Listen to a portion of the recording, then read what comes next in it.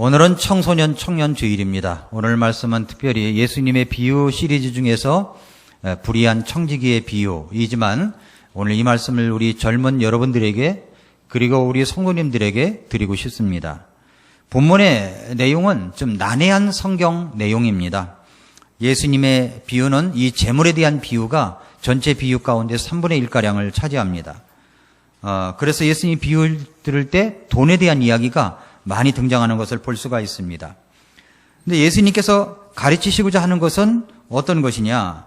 그것은 바로 성경에서 말씀하는 대로 디모데전서 6장 10절에 그랬죠. 돈을 사랑함이 모든 악의 뿌리이니 어떤 자들이 돈을 탐내다가 믿음에서 떠나 잘못하고 많은 고통으로 자기를 찔러 꿰뚫었도다 그랬습니다. 여러분, 모든 악의 뿌리에 뭐가 있느냐면 돈을 사랑하는 것이 있습니다. 어떤 것이든지 사건을 뒤집어 보면 돈 때문입니다. 그러니까 돈을 사랑하면 악의 뿌리가 되는 거예요, 이것이. 그래서 어떤 자들이 돈을 탐냅니다. 탐내다가 결과적으로 어떤 일이 벌어지냐면 믿음에서 떠납니다. 저와 여러분들이 돈을 탐내면 이런 현상이 일어나는 거예요. 믿음에서 떠납니다. 그리고 잘못된 생활을 하게 돼요. 잘못하고 그랬죠? 그리고 많은 고통으로 자기를 찔러 꿰뚫었도다. 수많은 고통이 자기에게 온다는 거예요. 그렇죠? 네. 여러분의 집에 들어가는 길은 요즘에는 현관마다 전부 다 이제 비밀번호 넣어가지고서 하는데, 요즘에 택배 아저씨 들어가고 다 그러잖아요. 워낙 부자로 사는 사람들은 택배 아저씨들도 엘리베이터를 따로 타라고 그러지 않습니까? 이 엘리베이터 타지 말고 따로 타라고. 들어가기도 어렵대요. 그러니까 부자는 울타리를 굉장히 많이 치고 삽니다. 왜냐하면 안전하게 지켜야 되니까. 가진 것이 많다 보니까 지켜야 되니까. 그러나 가진 것이 없는 사람은 어떻습니까? 울타리 없어요. 울타리가 없습니다. 그런데 가지면 가질수록 돈을 탐내면 어떤 일이 벌어지냐면 많은 고통으로 자기를 찌르는 이런 꿰뚫는 일들이 일어난다는 것입니다. 예수님께서 돈에 대한 태도를 바르게 해야 함을 가르쳐 주시고 있는 거죠. 그렇다고 여러분이 돈을 벌지 말라는 말이 아니에요. 그리스도인들도 얼마든지 돈을 벌 궁리를 해야 되고 생각을 해야 되고 또 그렇게 돈을 많이 벌어야 된다고 전 믿습니다. 돈 많이 버시기 바랍니다. 네, 우리 교회에서 많은 부자들이 나올 수 있기를 바랍니다. 네, 여러분 또한 산상설교에서 예수님께서 또 이런 말씀을 하셨죠. 너희 자신을 위해 보물을 땅에 쌓아두지 마라. 네, 거기는 좀과 녹이 부패시키며 거기서는 도둑들이 뚫고 훔치느니라. 옛날에 보니까 신문지상에 보면 가끔 보면은 이 정유소가 있으면 정유소에 있는 기름을 훔치기 위해서 터널을 갔다가 몇십 미터 뚫고 들어가가지고 기름을 빼냈다 그런 얘기도 있잖아요. 별의별 도둑들이 다 있어요, 세상에. 아주 이 지하 땅굴을 파가지고 뚫는 사람이 있다는 거죠. 그러니까 도둑들이 뚫고 훔치느니라. 오직 너희 자신을 위해 보물을 어디에 쌓아두라고요? 하늘에 쌓아두라 그랬습니다. 거기는 좀과 녹이 부패시키지 아니하고 거기는 도둑들이 뚫지도 훔치지도 못한다고 그랬습니다. 너희 보물이 있는 곳에 거기에 너희 마음도 있다라고 말씀하고 있습니다. 예수님은 이렇게 우리가 돈에 대한 태도에 대해서 바르게 가르쳐 주시고 있습니다. 그런데 오늘 누가복음 16장에는 예수님이 비유를 들어서 쉽게 설명해 주시기 위해서 이 말씀을 주시고 있는데 그동안 이 재물에 대한 바른 태도를 말씀하셨던 예수님께서 오늘 비유해 보면은 이 잘 납득이 안 가는 말씀, 굉장히 좀 헷갈리는 말씀을 오늘 주시고 있다는 겁니다. 왜냐하면 이 불의한 청지기, 이 잘못된 청지기를 칭찬하고 있다는 사실에 깜짝 놀라 이게 도대체 무슨 말씀인가 이렇게 의아하게 생각될 수가 있습니다. 그래서 불의한 청지기의 옳지 못한 행동을 토대로 긍정적인 영적 원리를 확립하는 것이 어떻게 가능하단 말인가? 이런 것을 통해서 어떻게 선한 가르침이 나올 수 있단 말인가 하는 그런 의문점이 생겨난다는 것입니다. 그러나 이것은 예수님께서 실수로 그렇게 하신 게 아닙니다. 예수님은 비유로 말씀하시려고 하는 요점을 구체적으로 예시해 주시는데 아주 매우 능통하신 분이십니다. 오늘 비유의 제목이 뭐예요? 불의한 청지기의 비유입니다. 그래서 불의한 청지기에게서 우리가 배워야 될 점을 취해야 된다는 거죠. 이 불의한 청지기의 행실은 악하고 교활하고 부도덕하고 뻔뻔하고 악한 일을 행하는 사람이라는 것을 보여주지만 이런 사람을 통해서 우리에게 가르쳐 주시고자 하는 교훈이 있다고 하는 것을 말씀하시고 있습니다. 이것을 좀 잘 이해가 안 되니까 제가 이것을 현대판으로 각색을 해서 한번 이야기를 한번 꾸며봤습니다. 자, 제주도 농장 이야기입니다. 제주도에서 농장을 엄청나게 크게 하고 있는 분이 있었습니다. 많은 건물을 갖고 있는 엄청난 부자였습니다. 주변에 사업을 하는 가능성 있는 분들에게 경영자금을 빌려주기도 했습니다. 이 돈 많은 부자가 어떤 청년을 아주 신실하게 여겨서 전체를 관리하는 관리직을 맡겨놨습니다. 이 주인은 맡겨놓고 이제 세계 여행을 떠난 것 같아요. 그래서 모든 것을 그 청년에게, 관리자에게 맡기고 떠났습니다. 이 젊은 관리자에게 많은 것을 알려주고 부탁을 하면서 충성스럽고 신실하게 이 일을 잘 감당해달라고 부탁을 하고 떠났습니다. 처음에 이 청년은 자기 같은 사람에게 이런 관리직을 맡겨놨으니 얼마나 감사합니까? 그래서 성실하고 아주 신실하게 그 일을 감당해 갔습니다. 그런데 여행을 떠난 주인이 소식이 없는 거예요. 한 달이 가고 두 달이 가도 이 주인이 돌아온다는 소식이 없습니다. 1년이 가고 2년이 가도 주인이 돌아온다는 소식이 없었습니다. 이 청년은 마치 자기가 그 농장의 주인처럼 행세를 하기 시작했습니다. 돈도 많이 들어오니까 일을 하지 않고 돈을 유용하기 시작했어요. 주인이 안 돌아올 것 같은 기분이 들었습니다. 그런데 어느 날 청천벽력 같은 전화가 왔습니다. 주인이 다시 돌아온다는 것이었습니다. 그리고 그 농장과 그 모든 관리를 어떻게 경영했는지 보고할 준비를 하라는 것이었습니다. 그런데 이 주인이 이렇게 말한 이유는 이 주인에게 들려온 나쁜 소식이 있었어요. 왜냐하면 이 관리자가 아주 방만하게 자기 마음대로 헛되게 낭비를 하고 있다는 소식이 들어왔기 때문입니다. 그래서 주인은 빨리 돌아가서 직접 결산을 해야겠다고 생각했습니다. 이 청년은 난리가 난 거죠. 주인의 돈을 엉망진창으로 써놓고 낭비했기 때문입니다. 그것을 메꿀 돈이 없었습니다. 재무조사를 받게 되면 틀림없이 쫓겨날 것이 뻔했습니다. 쫓겨나면 갈 데도 없어요. 왜냐하면 이 청년은 가서 힘이 없으니까 가서 막노동판에서 노동도 할 수 없고, 그러자니 또 구걸하자니 부끄럽고, 그래서 할 수가 없었어요. 그래서 머릿속에 아주 좋은 꾀가 생각났습니다. 자기 주인에게 빚을 진 사람들이 있는데 다 불렀습니다. 그리고 불러가지고서 뭐라고 얘기냐면, 당신 빚이 얼마입니까? 물어보니까 1억을 빚진 사람이 나타났어요. 그러면 여기에다가 5천만 원으로 탕감해 줄 테니까 5천만 원으로 쓰라고, 그리고 5천만 원만 가져오라고 했습니다. 그러니까 이 1억을 빚진 사람이 5천만 원이 탕감이 되니까 얼마나 기뻤겠어요. 너무 감사해서 5천만 원을 갖다 주고 이 청년의, 이 관리자의 은혜를 잊지 않겠다고 이야기하고 돌아갑니다. 그 다음에 또 어떤 사람에게는 또 다르게 또 그런 식으로 해가지고서 빚을 막 탕감해 준 것입니다. 이 청년이 이렇게 하는 데는 속셈이 있었던 거죠. 이렇게 하면 자기에게 은혜를 입은 사람들이 자기가 쫓겨나면 일자리 하나라도 주겠지, 이런 마음을 갖고 했다는 거죠. 그렇게 다른 사람도 또 다른 사람도 탕감을 해 주었습니다. 자, 이제 주인이 돌아왔습니다. 돌아와서 가만히 보니까 가관입니다. 농장의 형편이나 또 자기 채무자들에게 여러 가지 정리를 해놓은 것을 보니까 기가 막혔어요. 그러나 주인이 또 한편으로 생각해 보니까 자기가 쫓겨나면 어떻게 될 것인가를 생각해서 빚 정리를 해놓은 것을 보니까 어떤 의미에서는 똑똑하고 영악한 청년이라는 생각이 들었습니다. 이런 이야기예요. 이런 이야기를 통해서 우리 예수님께서 교훈을 주시는 겁니다. 이해가 되셨습니까? 그런데 이 비유를 말씀하시면서 예수님께서 이렇게 말씀하셨다는 것을 우리는 주의를 기울여야 됩니다. 누가복음 16장 8절에 보니까 주인이 그 불의한 청지기가 지혜롭게 행하였으므로 그를 칭찬하였으니 이는 이 세상의 자녀들이 자기들의 세대에서는 빛의 자녀들보다 더 지혜롭기 때문이니라, 이렇게 이야기를 했어요. 우리가 이 청년의 비유에서 배워야 할 지혜가 무엇입니까? 불의하고 영악한 이 청지기는 어떻게 해서 그의 지혜로움이 있다라고 이야기할 수가 있겠습니까? 불의한 청지기는 어떻게 그 지혜로움을 나타냈죠? 그것은 그에게 위기가 다가왔기 때문입니다. 주인이 돌아와서 결산을 하자고 한 것이죠. 그 위기를 통해서 그는 자신이 앞으로 어떻게 살아가야 할 것인가를 생각하기 시작한 것입니다.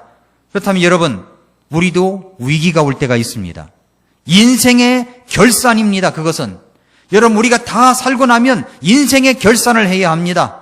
내가 살아온 것에 대한 결산을 해야 하는 것입니다. 그 결산을 할 때 여러분은 어떤 내용을 가지고 여러분 주님 앞에 설 수가 있으시겠습니까? 사실 이 말씀의 대상은 바리새인들이나 서기관들이 아니었어요.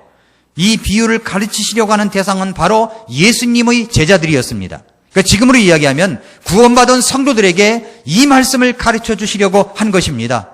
누가복음 16장 1절에 또 그분께서 자기 제자들에게 이르시되 그랬거든요. 제자들에게 가르쳐 주시려고 한 것입니다. 저는 오늘 이 말씀을 우리 교회 특별히 젊은이들에게 주고 싶습니다. 청소년들에게 주고 싶습니다. 인생을 살아가면서 여러분들이 위기를 만날 때마다 이 위기의 속에서 이 말씀을 꼭 기억해 주시기를 바랍니다. 오늘 본문의 불의한 청지기는 자신의 위기 때 아주 중요한 것을 발견합니다. 위기가 다가오니까 발견했던 세 가지 요소가 있어요. 이 세 가지 요소를 우리가 배워야 될 것입니다. 첫째로 그것이 무엇이냐? 이 사람은 주인을 기억하는 사람이 되었다는 거죠. 우리 모두가 위기를 만났을 때 내 주인은 누구인가를 기억해야 됩니다.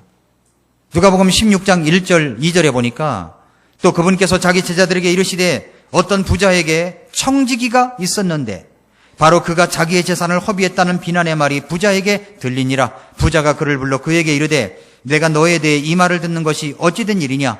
네 청지기 직분에 대하여 회개 보고를 하라. 네가 더 이상 청지기가 되지 못하리라 하매. 자, 그는 자기에게 주인이 있었다는 사실을 생각해내기 시작했어요. 주인이 없을 때는요, 주인이 그것을 깨닫지를 못했습니다. 분명히 청지기인데도 불구하고. 그런데 주인이 돌아온다고 하니까 자신이 주인이 아니고 관리자였다는 사실을 비로소 자각하기 시작했습니다. 이 청년은 주인이 그동안 있으나 마나한 존재였습니다.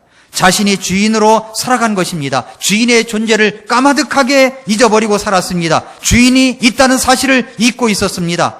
이 주인이 없는 듯한 생활을 하고 살아간 거죠. 그러다가 주인이 돌아온다고 하니까 그때야 비로소 아이고 나에게도 주인이 있었구나, 이 사실을 깨닫기 시작합니다.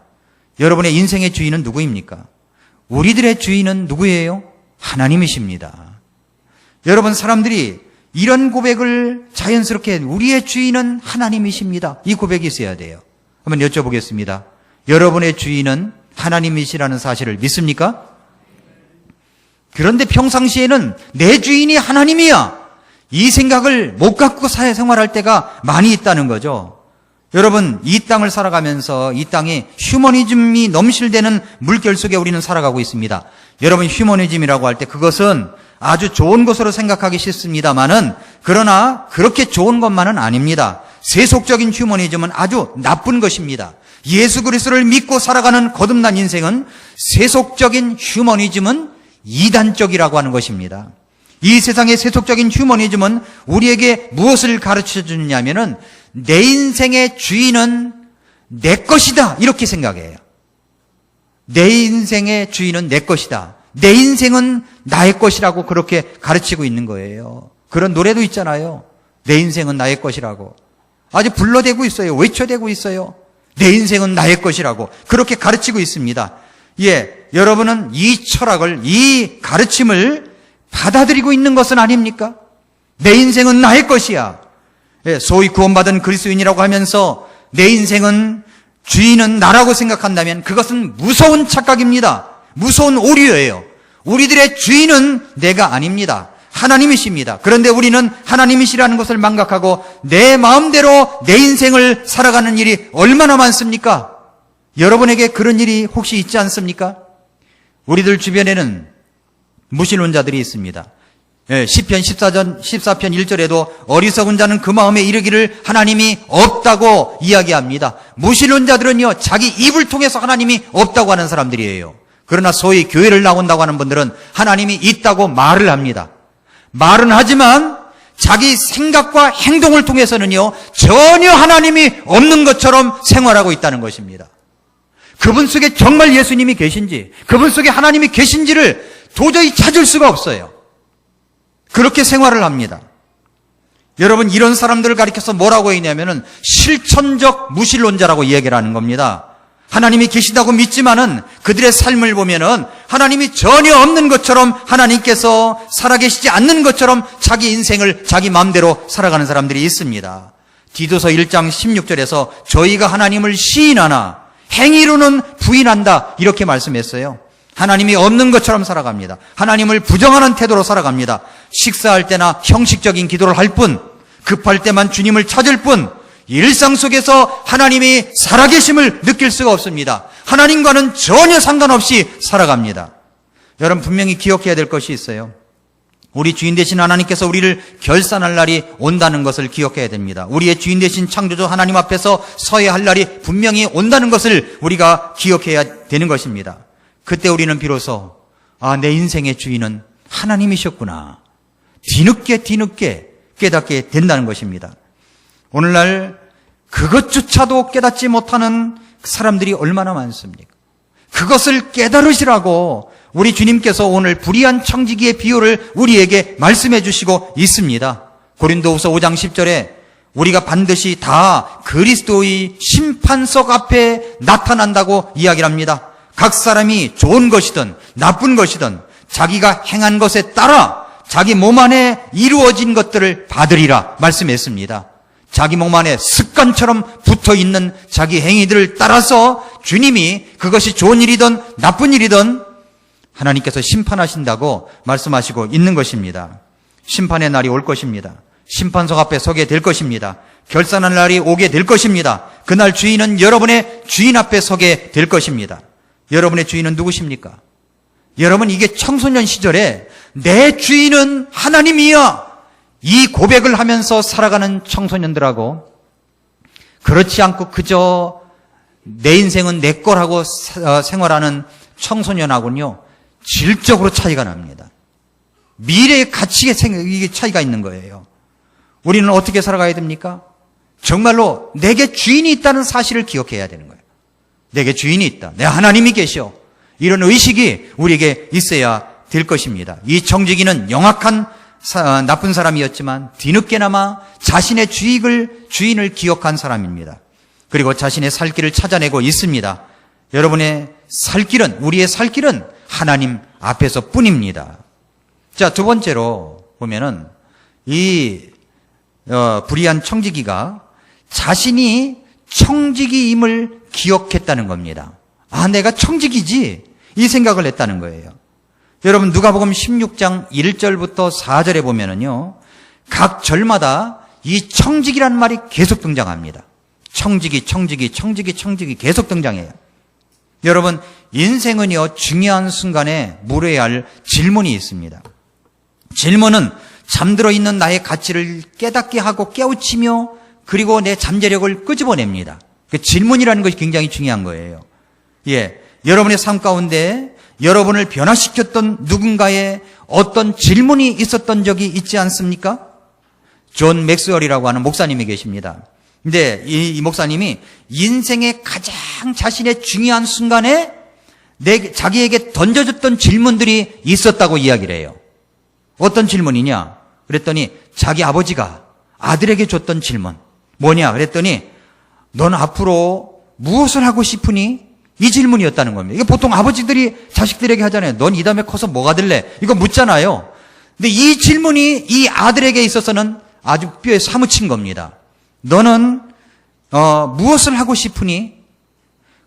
그래, 내가 뭘 하고 싶지? 생각을 한 거죠. 이 질문이 자기 인생을 바꿔놨다는 겁니다. 또 한 가지는 자기 선생님이 자기에게 했던 질문이라는 거예요. 네가 리더라는 것을 알고 있니? 이 질문. 네가 리더라는 것을 알고 있니? 내가 리더인가? 그래. 그럼 리더십을 갖추기 위해서 내가 뭘 해야 되지? 그러면서 자기 인생이 바뀌었다는 겁니다. 또 세미나를 갔는데 세미나 강사인 커트 캠프마이어가 이런 질문을 냈대요. 뭐라고 질문했냐면, 당신은 성장 계획이 있습니까? 이 질문을 던졌더라는 거예요. 나는 내 성장 계획이 있나? 자기를 또 돌아보기 시작했습니다. 자기 친구의 톰 필립이라고 하는 친구가 아주 돈이 많은 친구인데, 이 친구가 이렇게 질문을 했답니다. 도와줄 테니 사업을 시작해 보겠니? 그런 질문을 해댔다는 거예요. 도와줄 테니까 사업을 시작해 보겠니? 이 질문. 또 자기 형 레리 맥스웰이 이런 질문을 했답니다. 어떻게 하면 차이를 만들어낼 수 있을까? 이 질문들. 또 자기 친구인 밥 버포드가 하프타임이라는 책을 냈습니다. 그리고 최근에는 밥 버포드가 피터 드러크에게 인생 경영 수업을 받다라는 책을 써냈어요. 근데 이 밥 버포드가 친구가 뭐라고 이야기를 하냐면은, 인생 후반전에는 무엇을 해야 할까? 이 질문을 했다는 겁니다. 이 질문이 자기의 삶을 변화시켰다는 거예요. 더 중요한 질문, 하나님께서 자기에게 질문했다는 겁니다. 너의 생명을 걸고 나를 믿을 수 있겠니? 이 질문이었다는 겁니다. 여러분, 이 인생의 중요한 순간에 나에게 던져져야 할 질문들이 있어요. 질문들. 저는 고등학교 2학년 때 예수님을 만났습니다. 정말 어떤 분이 저에게 묻기를, 너는 오늘 밤 죽으면 천국 갈 수 있는 확신이 있니? 이 질문에요, 저는요 얼마나 확실하게 대답했는지 몰라요. 자신 있게 없습니다, 이렇게 질문했어요. 대답을 했어요. 없으니까. 나 구원받지 못했으니까. 착하면 천국 가는 줄 알았는데 착한 사람이 아니니까. 다른 사람은 착하다고 이야기할지 몰라도 내 자신이 아니까, 얼마나 영악하고 얼마나 죄를 졌고 얼마나 잘못된 것을 내가 아니까 나는 천국 갈 수 없다고 그랬어요. 그 질문이요, 저의 삶을 변화시켰어요. 예수님의 십자가가 보였습니다. 하나님 앞에 엎드려 회개를 했습니다. 예수님을 구주로 받아들였습니다. 그때부터 제 인생이 완전히 바뀌어졌습니다. 이 질문이 얼마나 중요한지 몰라요. 여러분, 좋은 질문은 정보를 얻어낼 뿐이지만 위대한 질문은 변화를 이끌어낸다고 이야기를 했습니다. 오늘 본문을 통해서 가져야 될 질문이 무엇입니까?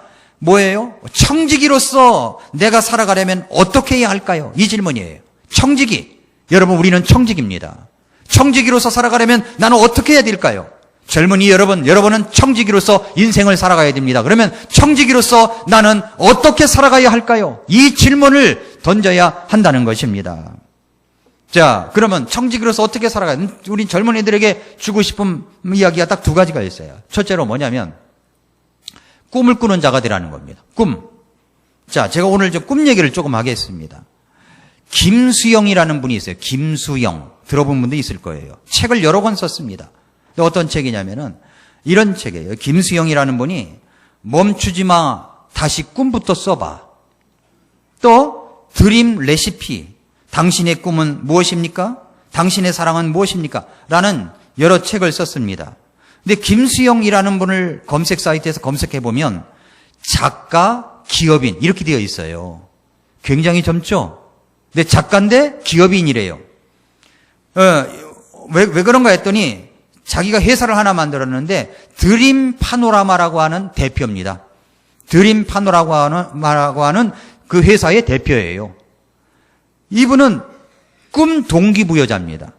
어느 곳든지 강사로 가서 꿈을 불러일으키는 거예요. 젊은이들에게 꿈을 불러일으킵니다. 근데 이분이 처음부터 그랬던 것이 아니랍니다.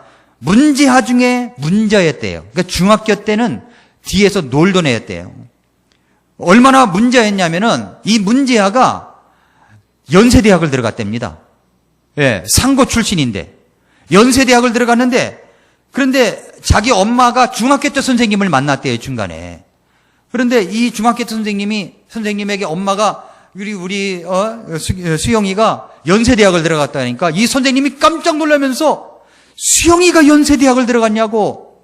그 다음에 이 선생님이 하는 말이 정말 축하한다고 해야 되는데 의아하던 듯이, 도저히 믿을 수 없다는 듯이 가더래요. 축하해 준다는 말 한마디도 없이. 그만큼 이 친구가 뒤에서 놀던 애였다는 거예요. 예, 중학교 때는 좀 놀아도 괜찮습니다. 예, 이 중학교 때 놀던 애였대요.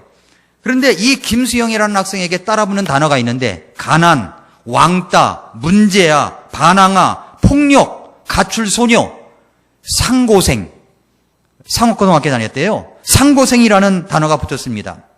그런데 이 여학생의 삶을 바꿔놓은 단어가 있었는데 그게 뭐냐면 바로 꿈이었다는 거예요. 꿈. 자기가 한번 골든벨을 울려봐야 되겠다. 골든벨에서 나가서 골든벨을 진짜 울렸던 학생이었습니다. 여러분 골든벨 울리기 쉽습니까? 저는 그 앞에서 똑같이 맞춰보려고 애를 쓰는데요. 이거 보통 일이 아닙니다. 정말 똑똑하고 상식적인 걸 많이 아는 애가 골든벨을 울릴 수가 있어요. 근데 이 김수영이라는 이분이 골든벨을 울렸다는 겁니다. 그리고 상고생인데도 불구하고 연세대학교에 들어갔대요. 그리고 나서 골드만삭스의 애널리스트가 되었답니다. 그렇게까지 살아온 나이가 25살까지 그렇게 살아왔는데 어느 날 병원을 가는데 병원에서 암이라는 선고를 받았대요. 25살 나이에 암입니다.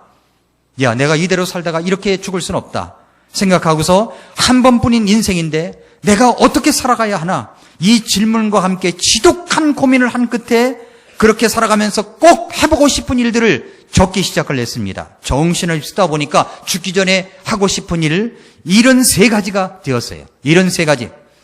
꿈 리스트가 쭉 73가지가 있는데 이것을 중요도와 시간 순서에 따라서 배열을 했답니다. 그리고 마침내 내린 결론이 한국을 떠나자 였답니다. 자기가 하고 싶은 일을 하기 위해서. 그리고 2005년에 무작정 런던행 비행기표를 끊어가지고 그리고 런던으로 갔답니다. 그리고 나서 런던 대학교 석사, 그리고 로열 더치쉘 매니저로 자신의 꿈을 이루었다고 이야기합니다. 그리고 꿈을 썼는데 부모님께 집사드리기, 가족들 세계 여행하기, 킬리만자로 오르기, 발리우드 영화 출연하기, 이렇게 73개의 꿈에서 83개로 늘어나서 그중에 48개의 꿈을 이뤘는데 그것을 72여 개 국에서 이뤘다는 거예요. 놀랍잖아요?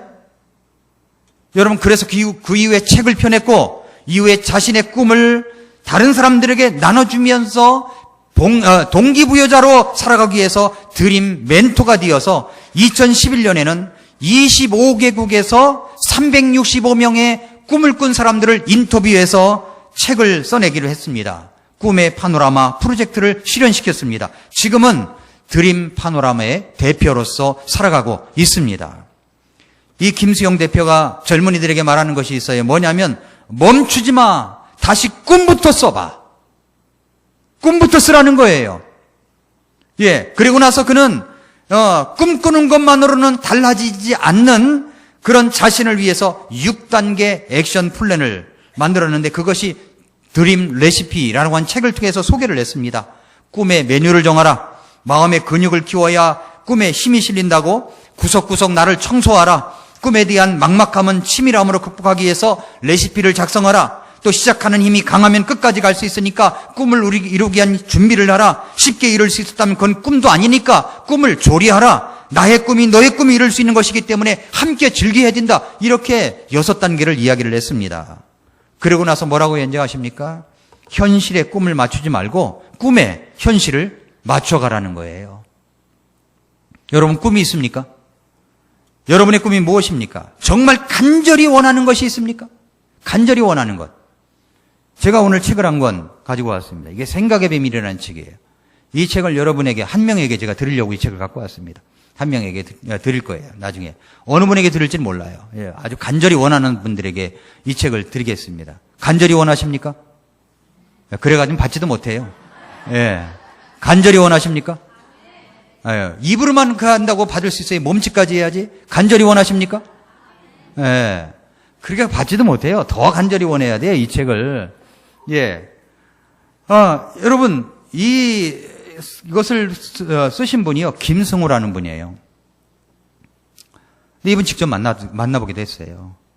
이분이 재산이 얼마냐? 4천억이랍니다. 4천억. 대단하죠? 지금 강남 일대의 역성단 일대에 스노폭스라고 하는 도시락 회사입니다. 도시락 회사 가게를 냈어요. 예, 여기에 우리나라에 150억을 투자를 해가지고 도시락 회사를 만들어요. 저 먹어봤어요. 지난주 월요일날 목사님들 운동회 할 때 스노폭스에 가가지고 직접 제가 시식 다 한 다음에 메뉴 다 짜가지고서 65개를 주문해가지고 같이 먹었습니다. 그리고 제가 이 책을 소개했어요. 이 책 전 다 읽었습니다. 이 책을 보니까 정말 이거 소개해줘야 될 책이구나 라고 생각이 들어요. 젊은이들에게 특별히. 나이가 들어도 상관없습니다, 이건. 특별히 소개해주고 싶어요. 근데 이분이 처음부터 그렇게 됐던 분은 아니에요. 근데 이분은 그 특징이 뭐냐면 자기가 원하는 것을 생각하고 다닌답니다. 이분이 주장하는 게 뭐냐면 자기가 원하는 것을 100일 동안 매일 100번씩 외치라는 겁니다. 그것뿐이었다는 거예요. 매일 자기가 원하는 것을 100일 동안 100번을 외치면 그 다음에 된다는 거예요.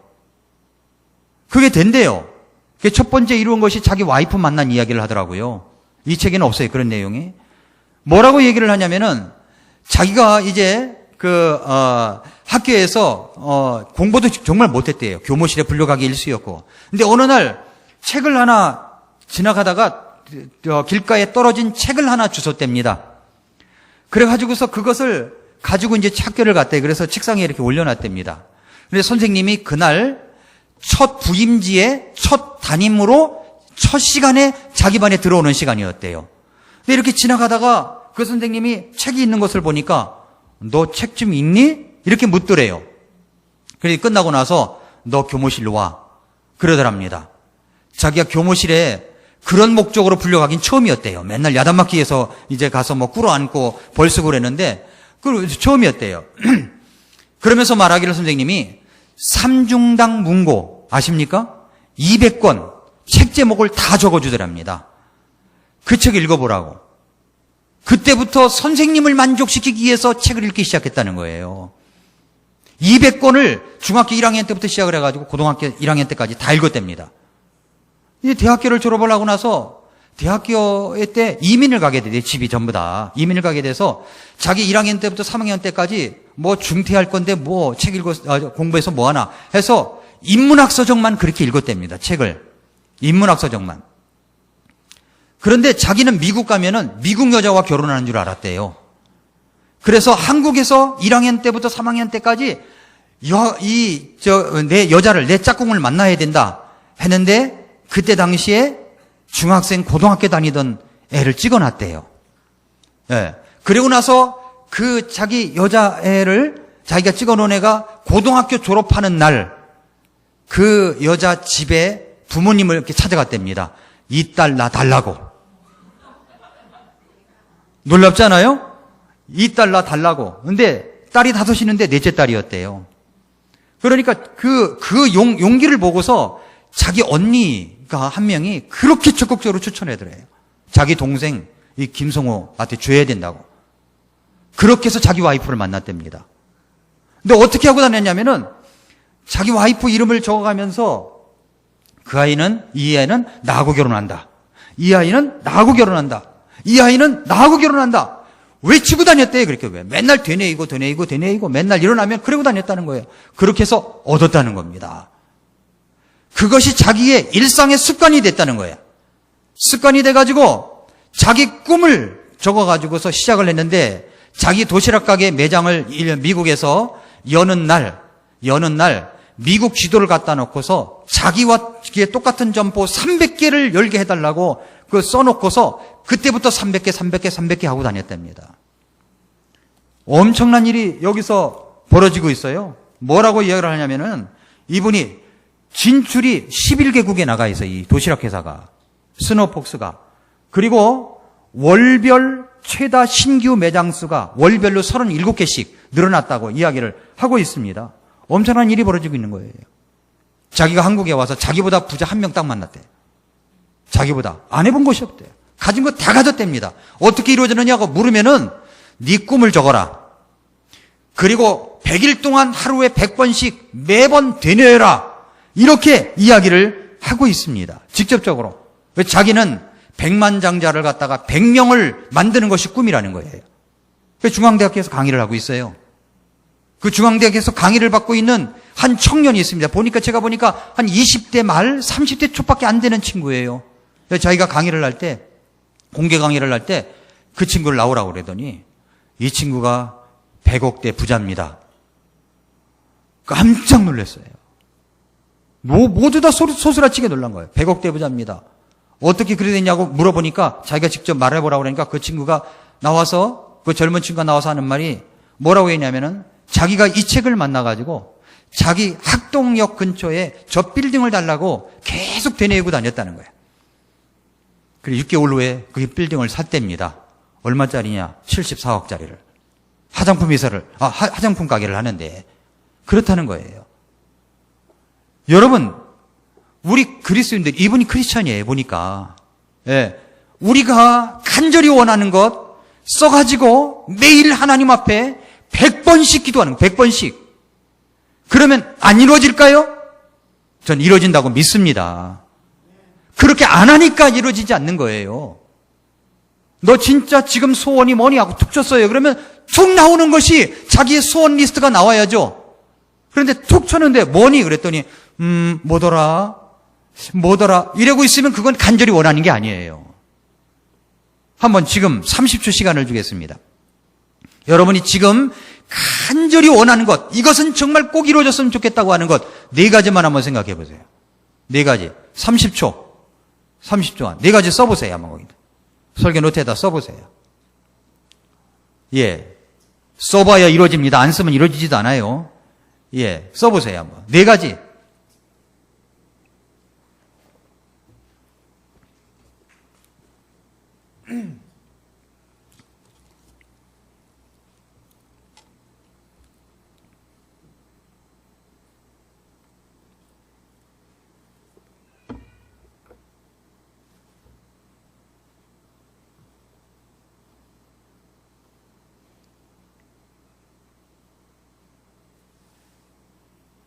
자, 옆 사람에게 이제 4가지를 말해보세요. 자, 짝을 이뤄가지고 옆 사람에게 4가지를 말해보세요.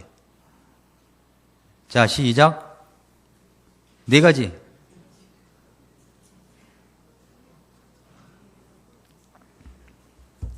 자, 이게 4가지 일을 쓰라고 하니까 튀어나오는 게 없는 사람이 있어요. 그죠? 4가지 다 쓴 사람 손 들어보세요. 4가지가 이루어질 줄로 믿습니다. 네. 대개 이제 이런 쓰라고 그러면은 4가지가 어떤 종류냐면 첫째 돈에 관한 거예요. 그죠? 솔직히 말씀하세요. 돈에 관한 거예요. 그죠? 하나님 제게 돈.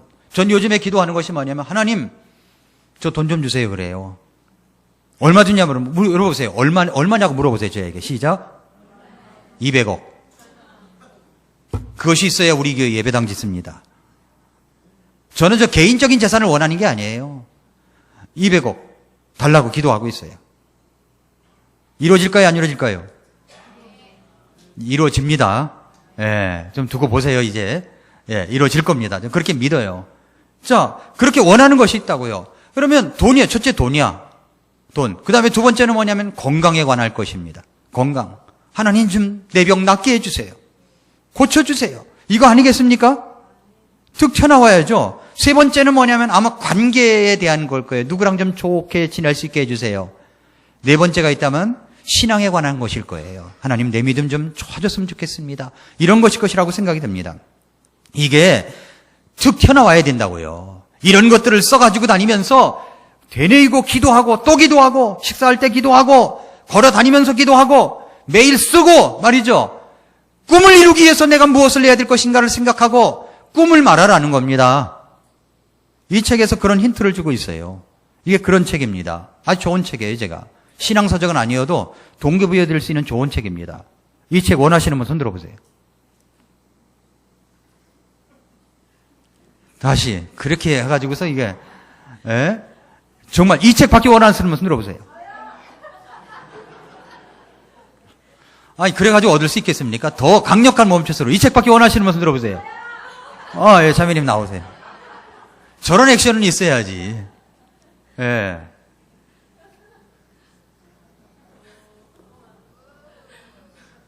이런 부자가 되세요. 예. 우리 자매님은 눈빛이 달라요. 예. 그 간절히 꿈을 원하는 마음이 있습니다. 예. 사실은요, 뛰어나와야 돼요, 여기 그냥.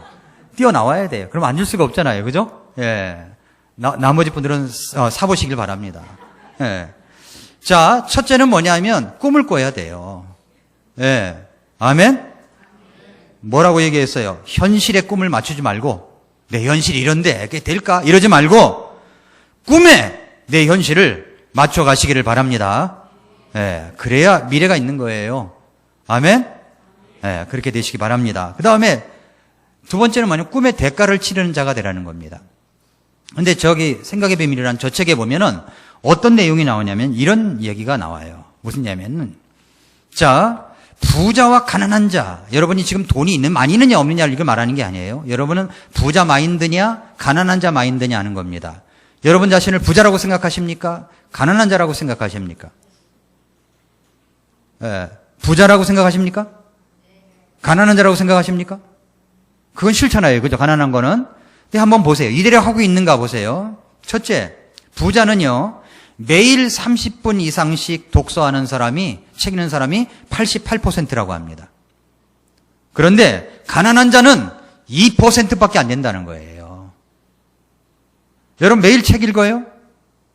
제가 하브루타 책을 읽으라고 하니까 책 사지도 않는 분들이 계세요. 아니, 읽으셔야지. 아, 나하고 관계가 없다고요? 아니에요. 다양한 경험은 크리스찬은 갖고 있어야 돼요. 그래서 그걸 갖고 있다가 전도용으로 어떤 사람에게 어떤 교육에 대한 문제점이 있다. 그러면 줄줄이 이야기를 해줘서 데리고 올 수 있어야죠.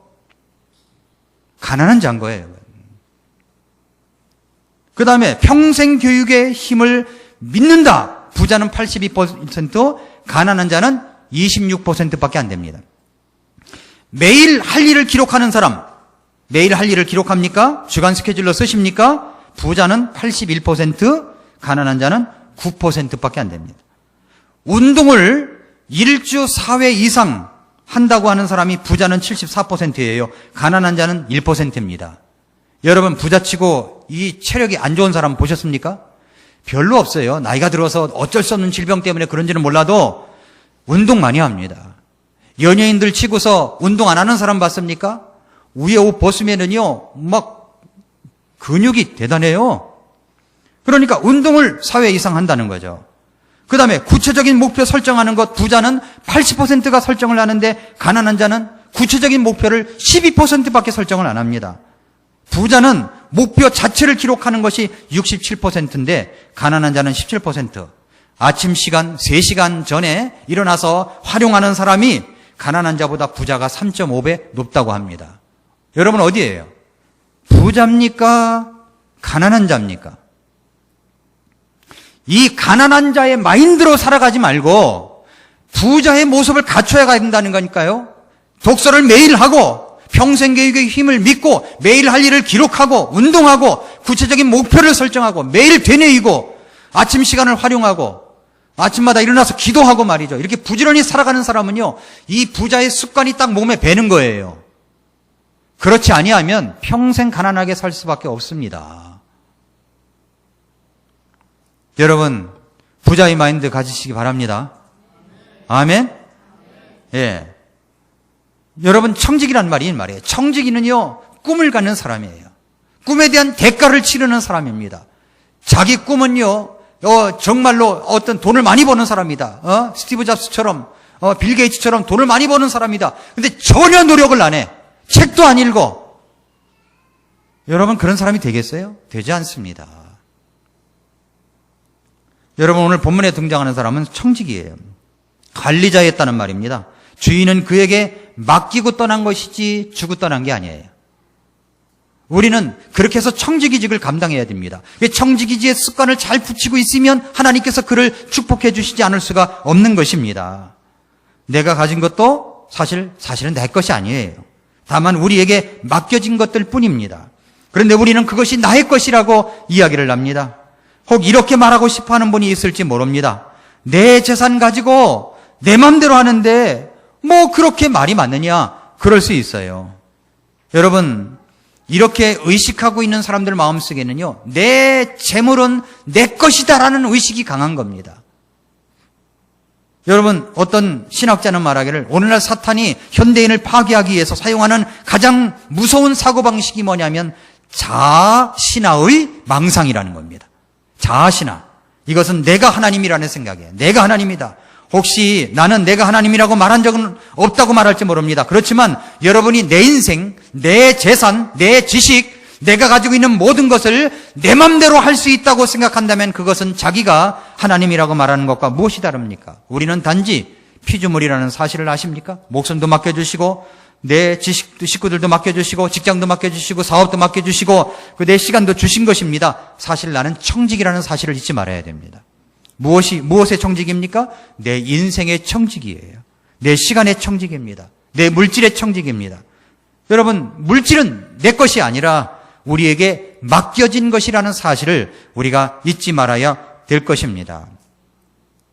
자, 이제 제가 마지막으로 이 말씀을 드리겠습니다. 자, 세 번째는 뭐냐면, 이제 재물을 얻었습니다. 여러분이 백만장자, 억만장자가 되었다고 생각해 보세요. 아멘? 예, 그렇게 생각하고 다니시기 바랍니다. 예, 이거 지금 내가 돈이 많다면 돈을 가지고 이거 설명을 해줘야, 예, 이렇게, 이거 가질 사람 손들라고 하면 아까 책보다 더 많이 손들었을 것 같은데, 한 100만 원 들고 와서 막 이거 가질 사람 그랬으면 막 손들 건데, 이 책 속에 길이 있습니다, 사실은. 예. 자, 그런데 내가 이제 재물을 얻었습니다. 상상을 해보세요. 하나님이 여러분에게 놀라운 재물을 주셨습니다. 믿습니까? 예, 믿음도 주셨습니다. 다 많은 걸 주셨어요. 그럼 내가 재물을 가지고 있어요. 그러면 그 재물을 가지고 어떻게 써야 되느냐는 겁니다. 오늘 말씀의 기호는 뭐냐면 재물을 가지고 다른 사람을 유익하게 하는 데 사용하라는 겁니다. 다른 사람을 유익하게 하는데. 오늘 말씀해 보면은 16장 9절 보세요.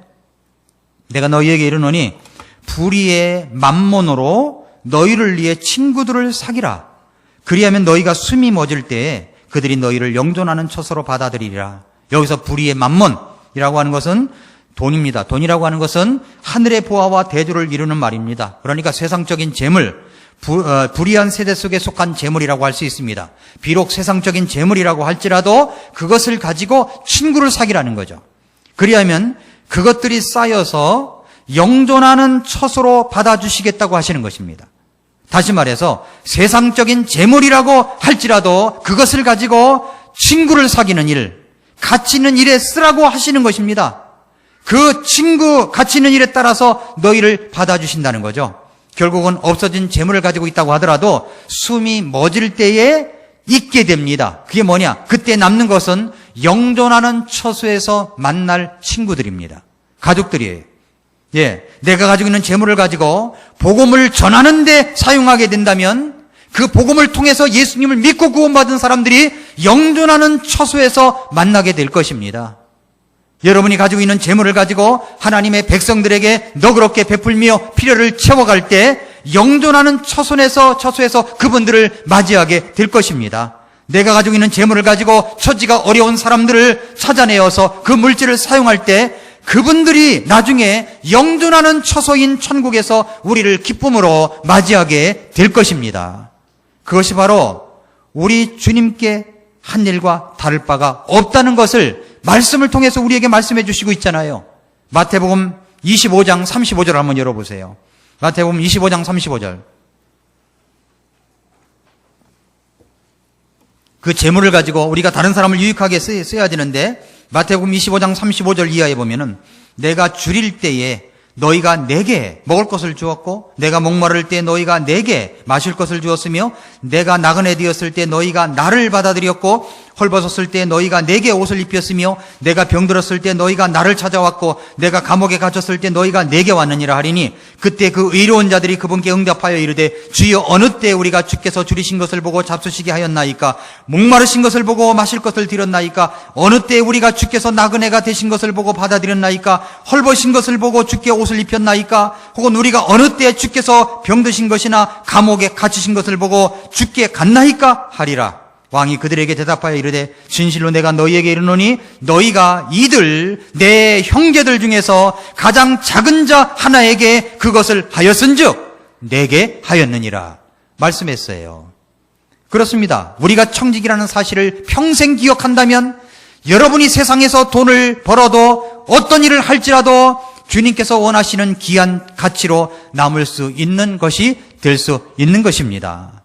누가복음 16장 10절에서 가장 적은 것에 신실한 자는 또한 많은 것에 신실하고 가장 적은 것에 불의한 자는 많은 것에 불의하리라 그랬습니다. 16장 11절 12절에는 그러므로 너희가 만일 불의한 만몬에 신실하지 아니하면 누가 참된 재물을 너희에게 맡기겠느냐? 또한 너희가 만일 다른 사람의 것에 신실하지 아니하면 누가 너희의 것을 너희에게 주겠느냐? 말씀했습니다. 마지막 절을 보니까 종이 결코 두 주인을 섬길 수 없나니 이는 그가 한 주인을 미워하고 다른 주인을 사랑하거나 혹은 한 주인을 떠받들고 다른 주인을 업신여길 것이기 때문이라. 너희가 하나님과 만몬을 겸하여 섬길 수 없느니라 말씀했습니다.